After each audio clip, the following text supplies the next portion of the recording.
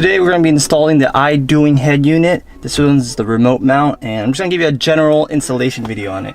First, you have to remove your existing head unit. Now with most cars, it's just going to be a trim piece you have to remove. So in this case, this is just held by clips. And then you would have either 10 millimeters here, or in this case, Phillips. So we're just going to remove these. There's 4 of them.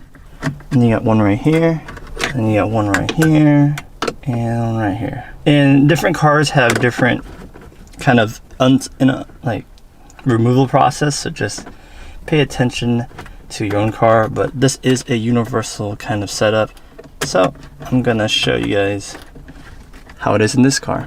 I'm gonna place these screws somewhere safe so you can reuse them. Be very careful when you're removing this, and remove all the plugs. So once you remove that, you still have the brackets. You might want to have to reuse these, but we'll have to see. Now I'll get the new unit. Now I did an unboxing on this unit, so if you guys want to check that out, you can. But here is the unit itself, and you can use this for a boat or a car, but in this case it would be mounted up like this, or anywhere. It's a remote. It's a really long wire. So you can even put it like right here. Isn't that crazy? And we have the head unit, the brains of the operation, right here too. What's really cool is you can configure your plugs here. So if you didn't want to do wiring or anything, I got the specific Toyota one. This is a Subaru BRZ, but it's also Toyota 86 and FRS and all that. So it uses the Toyota plugs. And I'll show you that it's basically because it uses OEM harnesses, it's going to be very plug and play. So we have a bunch of the OEM plugs right here. Ignore some of the other plugs I have. These are just aftermarket plugs. But in your case, it would be, you would get the head unit, of course, and then you would plug in the 10 pin and just plug everything in that matches. Now because you're using the OEM harness, there's not going to be a lot of clearance because it's like thinking it's the OEM. But look, it just fits perfectly.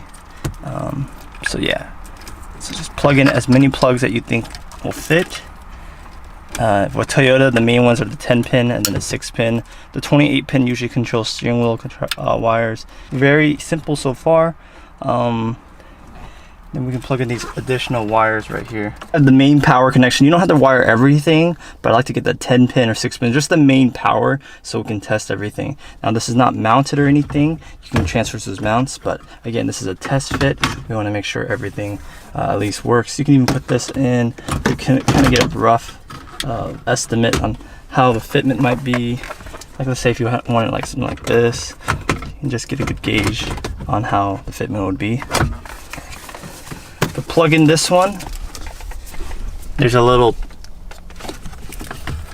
notch right there, and it's an IDE cable, so it's really brings back the old PC days. All right, so then here you go, and you can mount this anywhere you want. I'm just gonna mount it right here, and we're gonna start the car up. So it does boot up. Because we do get, that means we're getting power, we're getting all this goodness, so it's looking good so far. Android 10. It does say Nissan, but you can adjust that later in the factory settings. What do you think of how it looks? Looks pretty cool, huh? That's awesome. It's super wide, which is nice.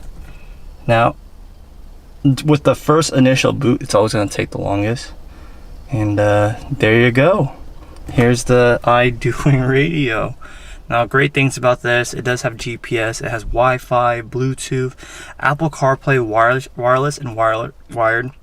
It has Android Auto wired, and you know, you can look up your steering wheel controls. You don't have to buy any additional $100 accessory or anything. It's all there for you. You just got the wheel keys. Now, this car does not have any steering wheel controls, so we can't test that. Yeah, there's no buttons on this. It's very clean, which is it's a pro for some, because some people like that clean look. Others might say, you know, I'd like to have a home button right here or a back button, but it is right there on the UI, so you don't have to worry about that. But yeah, we can test out Bluetooth and Android Auto real quick, and then if not, we're just gonna wrap everything up if everything works perfectly fine. One thing, when I got the head unit, it was like this, and of course, if you have the display wire right here, then it's gonna block these mounting spots. All right, so I basically fished this IDE cable over, so then I can pull it and fish it out. So once you get your cable routed like this, now you have clearance for this. Whether this is how we're gonna mount it, we can either, remember, depending on your car, let's say your car is like a car that has a cover, so you don't need to see this, and you can just close it and mount it remotely, whether it's like right here, your cluster. Now the cluster would be a good idea because there's an app called Real Dash. Check out this Real Dash, and you could actually make your Android head unit your cluster. Now, you can use OBD2 or stuff like that. Let me just post a video on how you can make it. You get creative with it, basically. You can mount this anywhere, which is really nice. Now, in this car, obviously, this wouldn't be a good spot because it just blocks too much. But we can just screw it onto these little holes right here, and you can just use it includes some screws, or you can just use 3M double-sided tape, depending on how if you don't want things to be permanent.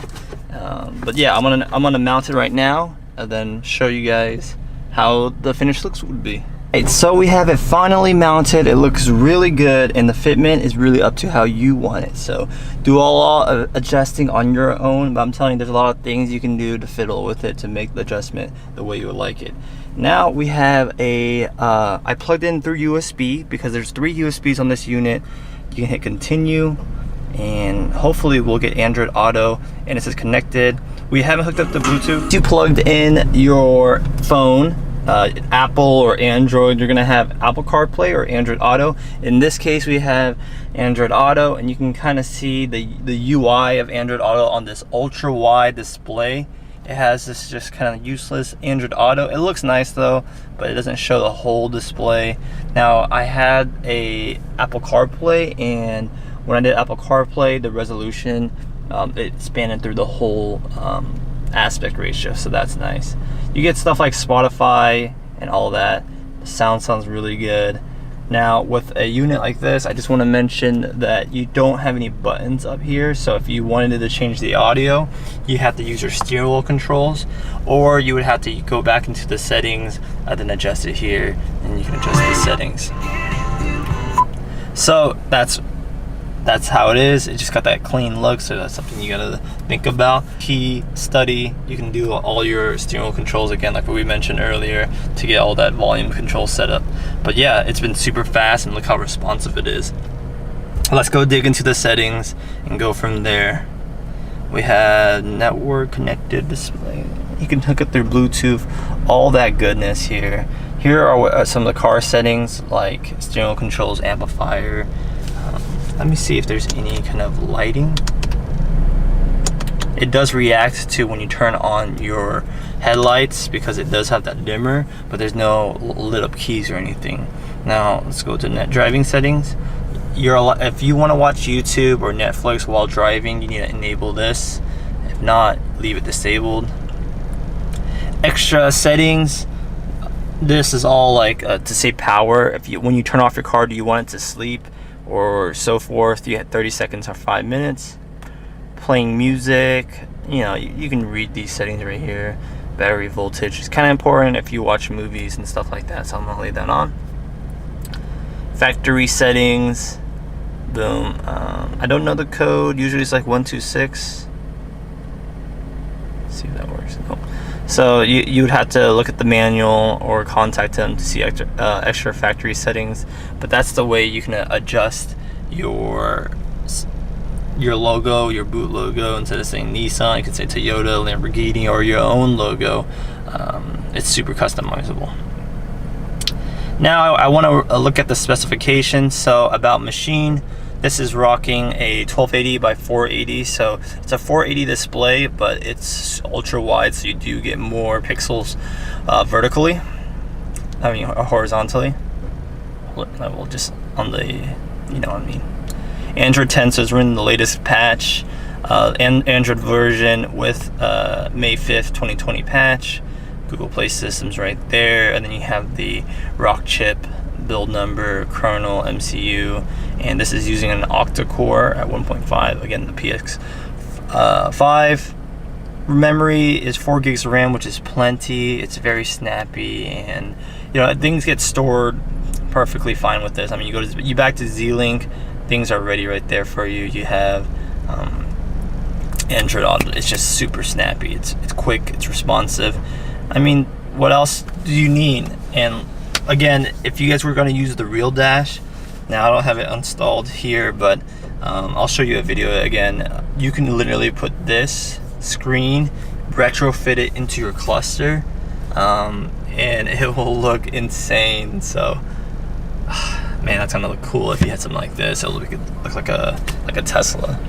Anyways, if you guys were interested in buying this product, hit the description below, and don't forget to mash that like button. It means a lot for you guys to support this channel, and you know, just check out Idoing in general. They have a lot of cool products, and their customer service is top notch. See you guys. Peace.